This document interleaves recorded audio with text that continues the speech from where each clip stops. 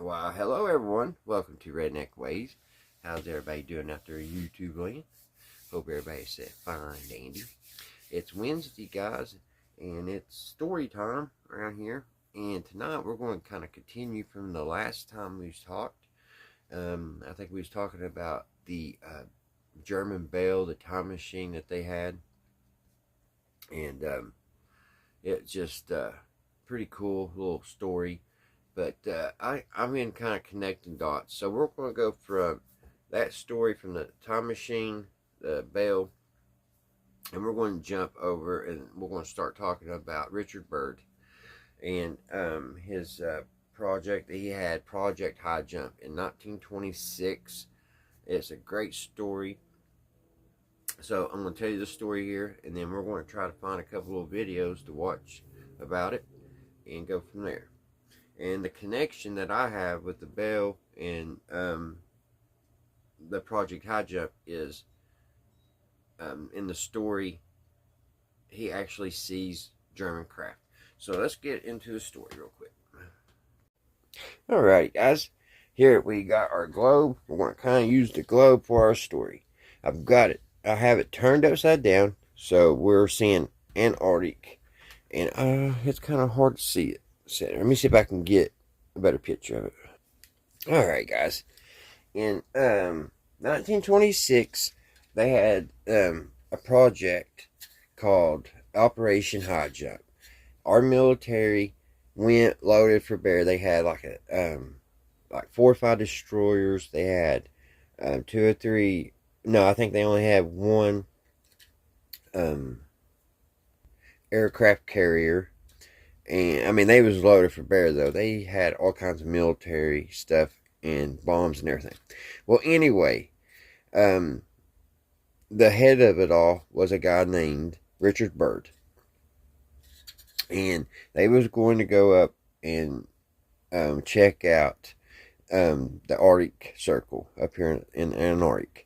And what they was going to do, they came in supposedly, and they was going to see if the German forces had left Germany and came to Antarctic. Okay?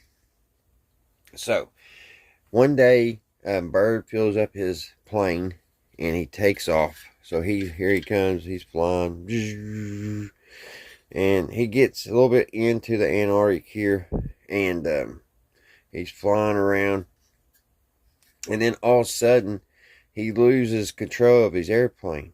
He loses radio signal, everything. And he's just sitting there, and he's kind of wobbling a little bit. And then all of a sudden, he notices that, the plane has gradually just took over, and he wasn't doing anything at the controls, but it was flying by itself. Well, for his horror, he looked on his left and his right. He saw 2 objects, and they both had Germany, the swastikas on them, and he was scared to death. But they was on one on each wing, and they flew him in, and he went. Well, he talks. He went in to like a circle into the earth, and when he went in there, it was super cold, icy. He had ice all over his wings and everything.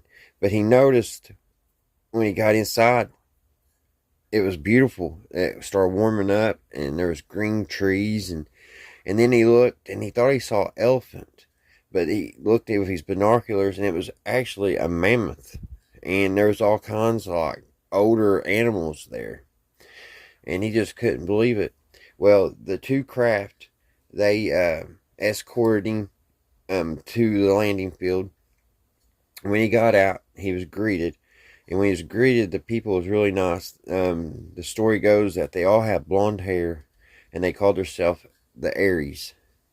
Well, they went in, and they had a big feast, and ate, and everything. And some person named Master told Byrd to go back and tell the higher-ups that they are watching, and they do not think the humans should be able to have nuclear bombs. So that's what that was all about. So supposedly Byrd comes back through, He gets in his plane. He's escorted back out of the hole, back up in the cold, and back out of Antarctic.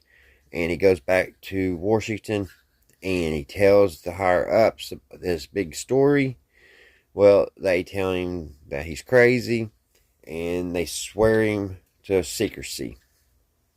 Now, Byrd, he didn't really write nothing until on his deathbed, and on his death, he did write a diary, and that's where the story comes from. And so I don't know if he went crazy in his older age or what. And also, the the government took all his paperwork, everything that he had wrote down. They took, so there was no records of that flight because they just took it and made it vanish. And that was kind of odd. But on his deathbed, he did make a diary, and that's where we get this story that he went into the middle of the earth. He met the Aries, and they sent back a message.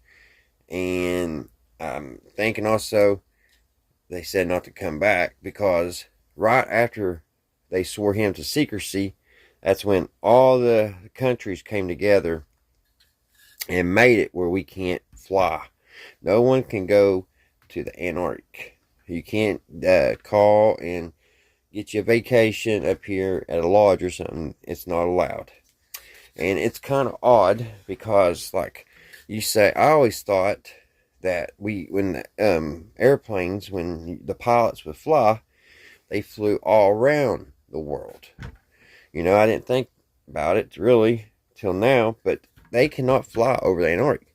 So what they got to do, because it would be easy, like take off from Australia right here, and you would think they would take off and they could fly over the Antarctic, and they could fly over here to the South Americans. But that's not the way they can do it. They can't fly over. So what they've got to do, they've got to take off from Australia, and they got to fly all the way around this way, all the way around to here. And you would think if they just went over the top. Now, I guess they fly, like if the globe, let's turn the globe back here. See, they fly all up here. They can fly all around the North Pole. So, I don't get it. I don't understand why they can't fly down south, but they can't. So that's what our story's about. I'll just drop my little pen. I have to get it. So, give me a second, guys, and we'll get into the story. Here's a little video first, guys, on high jump. Project High Jump. We'll watch together. It's an oldie. And the answer to the riddle of whether Antarctica is a continent or two great islands separated by a channel beneath the polar ice cap. Deep in this bitter vortex of wind and snow may be found the secret of weather. The Antarctic has been invaded by adventurous men several times. The land, when a little band of scientists and Navy men literally carved their own community out of ice and snow. Little America. Under the guidance of Rear Admiral Richard E. Byrd, their organizer-in-chief, the group lived for a year and a half, defying the incredible cold of the long winter, when the temperature sometimes dropped to 70 degrees below zero. And even the Arctic rescues were snowbound. Safe in the haven they had built, the men defeated boredom by preparing for the milder weather of the Antarctic spring. And to work trying out new equipment, making scientific tests of the ice shelf, unearthing the Antarctic secrets by plane and sled, boldly challenging the unknown. Like Byrd, who in 1935 lived a dangerous solitary life completely isolated near the South Pole for 4.5 months.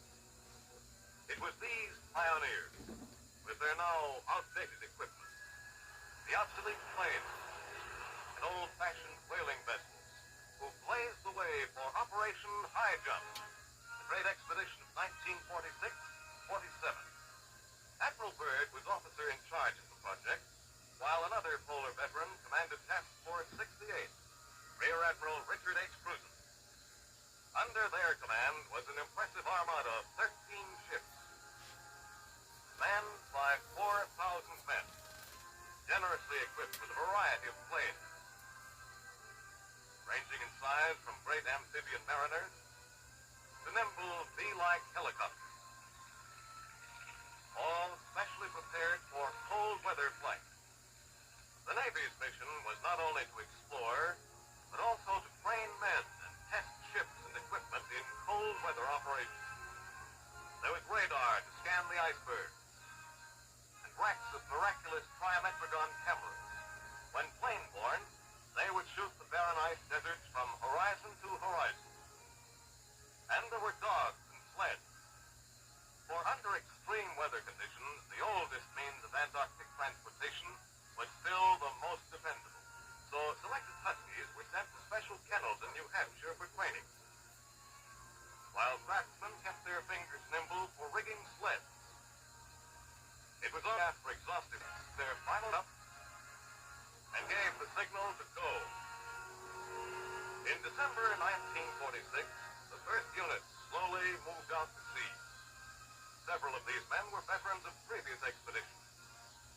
Yet the lure of the unknown had drawn them to volunteer again. Even to the sailor, for whom the sea is an old story, there is adventure in the oceans at the end of the world. Fun and excitement in passing under the torrid sun of the equator. Suddenly, the outposts of the polar sea came into sight. Great icebergs. They were the last ones to actually go do that because, like I was saying earlier, after they got finished with this, all those countries went together and said nobody else is going up there.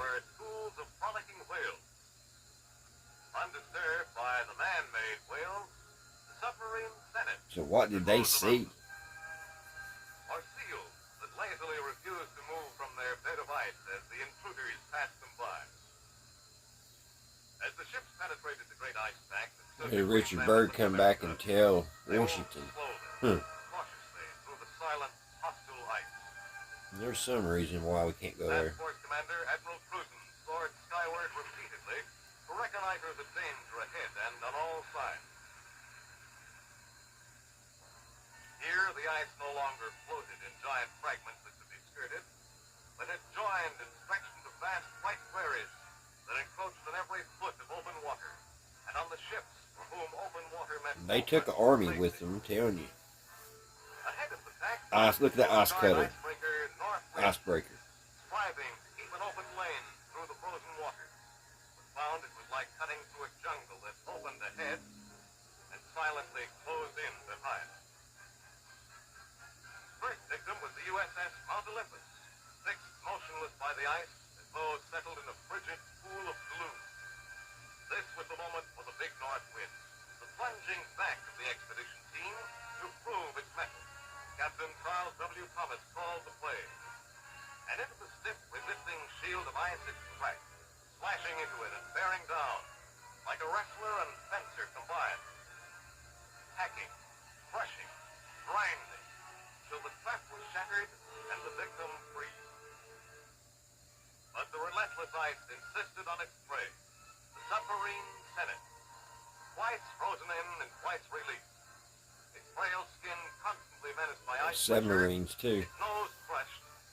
The Senate was ordered to give up and turn home. The rest of the Argosy pushed on, right up to the ice barrier of the Ross Sea shelf, behind which lay the Bay of Whales and Little America. The only entrance was through a miraculous canyon in the ice barrier, a narrow gap no more than 400 yards wide and slowly closing every day. Through this, the ships disappeared, one by one, creeping between giant jaws of ice that loomed threateningly off either bow. A harmless threat, though, for all emerged without mishap into the Bay of Whales. Ahead was a landfall of solid ice, and Little America. Navy and Marine cameramen scrambled to be the first ashore, only to find that the invisible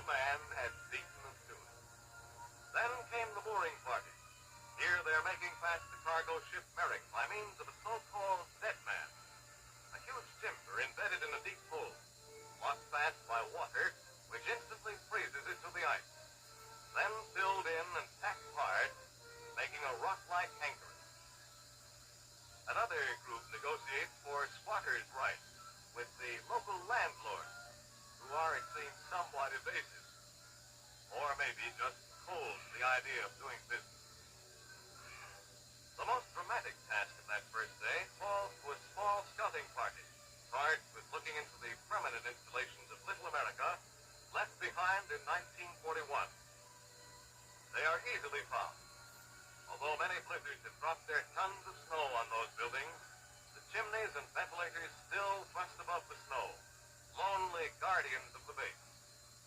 It's more difficult to locate an entrance. That elaborate detecting device, an old-fashioned shovel, is brought into play, and a way in is soon found. Marine Captain Vernon D. Boyd, a veteran of the last expedition, makes the first entry. The only man in the world to imitate Santa Claus in a chimney that's underground.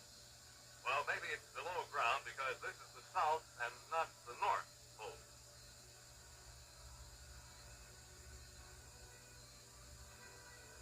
There's no way I go down that hole. It is 6 years since a living thing has moved through that passage. When Captain Boyd disappears, the exploring party waits tensely for a sign from below. There it is, the signal that the main entrance has been discovered. Captain Boyd reappears to announce that the Antarctic deep freezing has preserved everything perfectly. But the old camp is left untouched. Task Force 68 unloads its own supplies, faced by the Navy's tireless sea beams. Dog teams pitch in to do their bit. But the heavy hauling is done by weasels and tractors. Crevasses are bridged by steel mats, supported by beams slung across the gap. Precious food caches are laid in.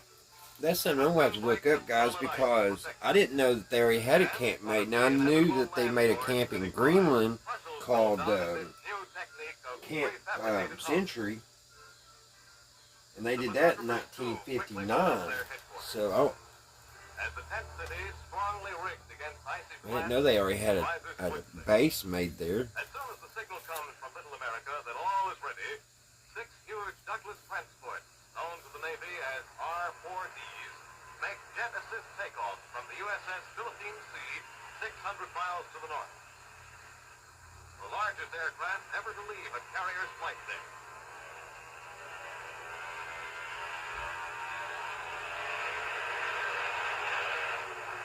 There goes Byrd taking off. They come roaring onto a ready-made landing field at Little America. One of their passengers is Byrd. He is greeted by Admiral Cruzen, who has landed with the shore party. There is a brief pause for the dedication of Little America number 4.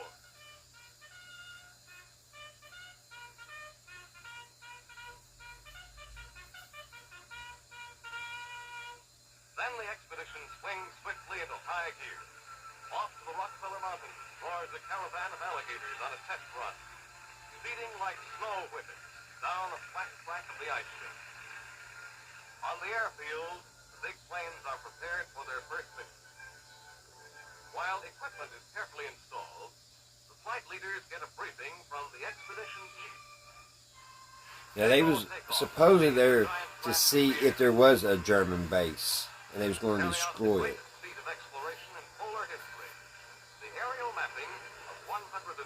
But that was classified. They never came out and said that. But why else would they take all that military power?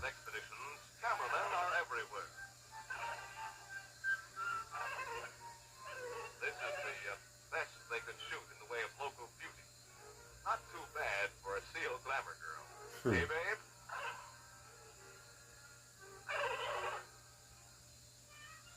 The expedition glamour boys, on the other hand, are the members of the underwater demolition team. No, those are not long johns they're wearing, but specially made. Their job is to clear away underwater obstructions with glass. Although this, fortunately, did not prove necessary. surprised by their eating ice cream. They're the kind of people who love to drink hot toddies in Turkish baths.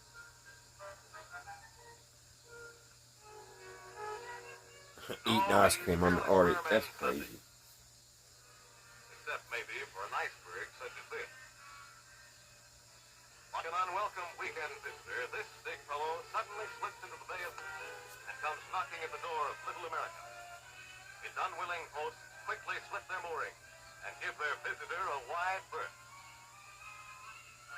1,000 miles away, the Eastern Group has an adventure when Captain Dufek, its commander, while crossing on a line between the USS Brownson and Pine Island, is suddenly pitched into the icy sea, where death by exposure can come in a matter of minutes.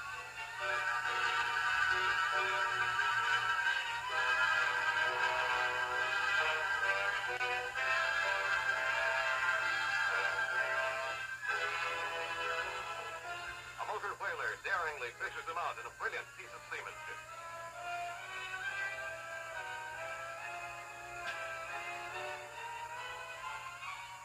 It is not an instant too soon. A little while longer in those terrifyingly icy waters, and Captain Dufek would have been beyond recovery. The great task of sending the mapping planes aloft goes on despite all mishaps.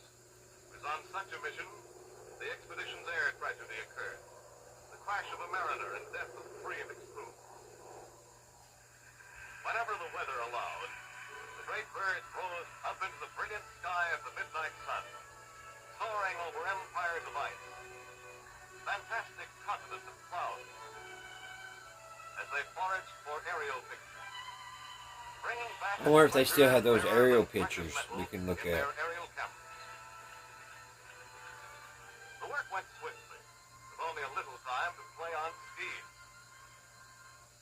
or have another round of that endless filibuster with those gentlemen from the deep, deep south. The brief Antarctic summer was drawing to a close. Preparations were hurriedly made for departure. Otherwise, the rapidly forming winter ice would trap the expedition till the next spring. The R-4Ds stayed behind according to plan, but were left uncovered. The Antarctic air, dry and cold, would serve them indefinitely. As the planes disappeared from view, departing sailors and airmen had their last admiring look. In 2 months, the R-4Ds had outstripped the work of all previous expeditions. Not only had they mapped vast areas hitherto unseen by man, they had more clearly defined the coastline of Antarctica, discovered a new peak, Mount X-Ray, located a And they went inside Hollow Earth too, didn't they? They're not going to tell us that, are they, guys? discovered Land O'Lakes, a fantastic snow-free oasis in the ice desert. Maybe that's what was it. Land O'Lakes. Ain't that butter? It knew that its job had been well done. That men and equipment had come through at high operating efficiency. That the frontiers of the unknown had been pushed back a bit more. And man had advanced another tiny step in his everlasting struggle to conquer nature. Alrighty, guys. That's the Army-Navy story there.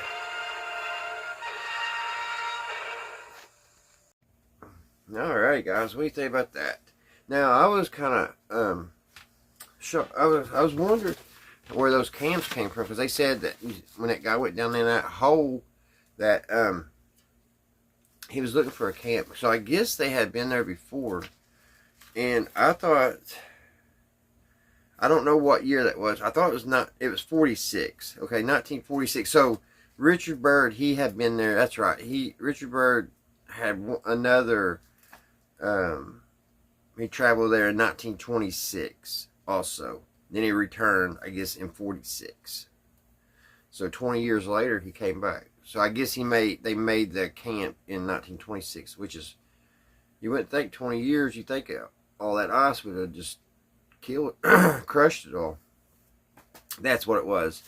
But there's also another great video, guys, back in 1959, and it was Camp Century. If y'all like into older films, and it shows when they went to Greenland and on the ice shelves, and they had some cool tools. They had some cool big old like things that drove on the snow and everything. It's really neat. So if you're interested in that, it was called Camp Century. So, all right, guys. Next week we're going to talk a little bit more about the Germans. I'm wanting to go a little bit more in detail on when they sent their soldiers all over the world to find artifacts like the Holy Grail, the Ark of the Covenant, the spear that pierced Jesus in the side. They wanted that. I forget what they call that. The Shroud of Turin. That's not right. But the shroud that covered Jesus. What is that called? The Shroud of Terror. Something T. But anyway, they went and they was looking for all these artifacts to get. Then supposedly they thought they was going to get power. So I want to dive into that a little bit next Wednesday, guys. So I think that'll be pretty interesting, and we're going to figure out if they had a time machine or not, and if old Byrd, he didn't mention anything. He said he saw. It's weird because he said he saw German planes, but when he landed, it was the Aries. So was the Germans the Aries? I don't understand that part, so I got to do more research myself too, guys. But alrighty, I hope everybody's had a great Wednesday, and hope everybody is doing good and everybody is safe. And then until the next one, guys, I'll see you right here, Redneck Ways. Bye, guys. I hope y'all found something interesting in this whole video. Bye, guys.